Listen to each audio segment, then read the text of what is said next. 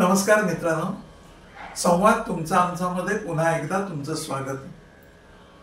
परमहंस परिव्राजकाचार्य श्रीमद वासुदेवानंद सरस्वती स्वामी महाराजांच्या चरणी वंदन करून त्यांच्या चरित्रातील आता आपण आणखी एक प्रसंग पाहणार आहोत. चला तर मग येत आहे ना. हरिओम. महाराज ब्रह्मवर्तात असतानाचा दिवाळीचा सण आला. तेव्हा दत्तमूर्तीच्या पूजेकरता पंचामृतादी पूजा साहित्यांची भरलेली ताटे तसेच 5 पक्वान्नांची ताटे मंडळींनी आणली होती आणि दिव्य दत्तमूर्तीची अत्यंत प्रेमाने पूजा केली. सुगंधित फुलांचा तर मोठा ढिगच पडला होता. मूर्ती लहान असल्याने ती फुलांच्या राशीत दडपून जाई. पुन्हा ती मूर्ती बाहेर काढून ठेवावी व पुन्हा नवीन फुले घालावीत असा क्रम चाललेला होता. उत्सवात भजन, कीर्तन, पुराण इत्यादी कितीतरी कार्यक्रम नित्य चालू होते. गावातील सर्व उत्सवांपेक्षा महाराजांच्या दत्तमूर्तीचा हा उत्सव फारच मोठ्या प्रमाणात झाला. ते पाहून महाराजांच्यावरील ईश्वरी कृपा सर्वांच्या लक्षात आली. सर्व मंडळींनी अत्यंत प्रेमाने त्या दत्तमूर्तीचे पूजन केले व दर्शनही घेतले. एखाद्या जत्रेचं स्वरूप त्याला आलेलं होतं. महाराजांच्या अंतःकरणातील उपास्य देवतेविषयी उत्कट प्रेम होतं. त्यामुळे प्रभूंनीच भक्तवात्सल्य प्रकट करण्याकरताच आपला हा उत्सव मोठ्या थाटाने करून घेतला. पुढे दत्त जयंतीचा उत्सव तर याहीपेक्षा मोठ्या प्रमाणात झाला. गुरुचरित्राचे 10-20 पाठ, भजन, कीर्तन इत्यादी अनेक कार्यक्रम सारखे चालू होते. श्रोते मंडळींना तर या कार्यक्रमापुढे स्वयंपाक, जेवण, झोप याकरता सुद्धा वेळ मिळाला नव्हता. काही श्रोते तर मंदिरातच सारखेच पडून होते. तरीही कुठे गोंधळ नव्हता. शेवटच्या दिवशी समाराधना होऊन 400-500 पाने झालीत. रात्री ललित झाले. अशा तऱ्हेने दत्त जयंतीचा उत्सव पार पडला. गावोगावातून आजूबाजूची मंडळी गर्दी करून येत होती. लोकांमध्ये आनंदाचे वातावरण भरून होते. महाराजांची कीर्ती सर्वत्र पसरली गेली. हिंदू संस्कृती म्हणजे काय हो? हिंदकुश पर्वतरांगांपासून पूर्वेकडे हिंद महासागराच्या सीमेपर्यंत असलेल्या प्रदेशात राहणाऱ्या लोकांची संस्कृती, त्यांचे आचार विचार, त्यांची जीवन पद्धती म्हणजे हिंदू संस्कृती. हिंदू धर्माने वेद, पुराण ही ग्रंथसंहिता प्रमाण मानली, तरी त्यांनी संस्कृती ही विकसित केली.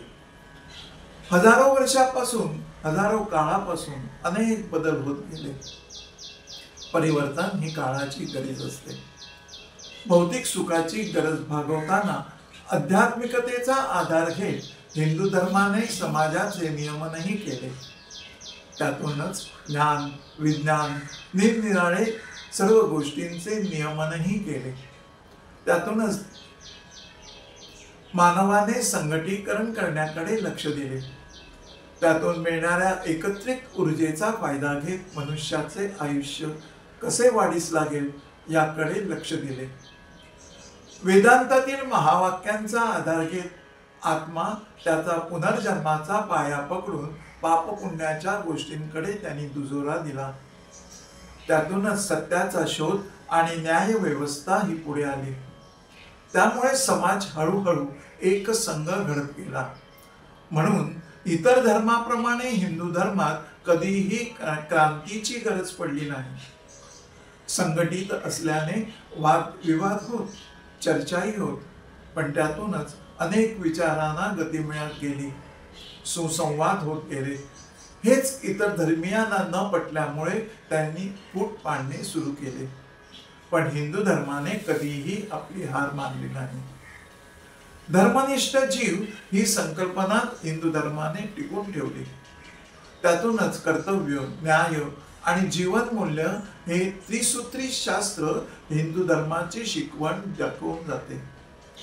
त्यासाठी एकत्र येऊन निरनिराळे उत्सव, मेळावे, प्रपंचातील कौटुंबिक प्रथा, यज्ञयाग, पूजा, त्यांचे सणावार या गोष्टी सुरू झाल्या.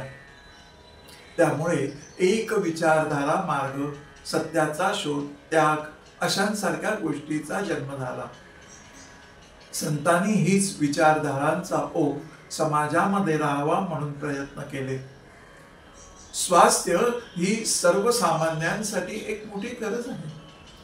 स्वास्थ्य ठीक असेल तर संघटना होऊ शकते. तसेच स्वास्थ्य मिळवण्यासाठी संघटनेचीही गरज आहे. असे एक दुसऱ्यावर अवलंबून असणारी ही मूल्ये जोपासली गेली.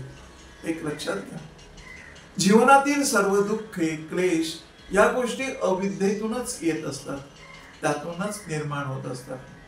आणि जर अध्यात्माची दृष्टी दिली गेली तर अज्ञानाचा अंधकार दूर होऊ शकतो.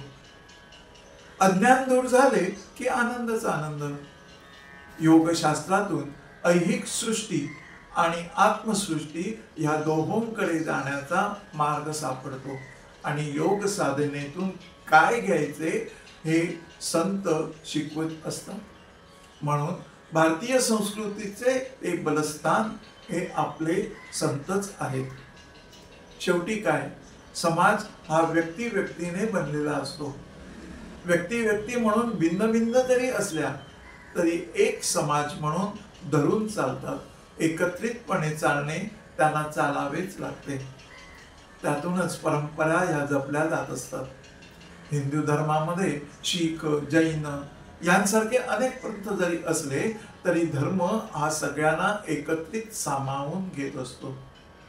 निरनिराळ्या पंथातून परंपरा जरी वेगवेगळ्या असल्या तरी त्याचा बेस, त्याचा पाया हा सर्वांना एकच असतो आणि तोच हिंदू धर्म. आणि त्यामुळेच हिंदू धर्म हा टिकून आहे आणि टिकून राहणारही आहे. असो, इथेच थांबूया. परत भेटूया पुढल्या एखाद्या प्रसंगात. श्री गुरुदेव दत्त.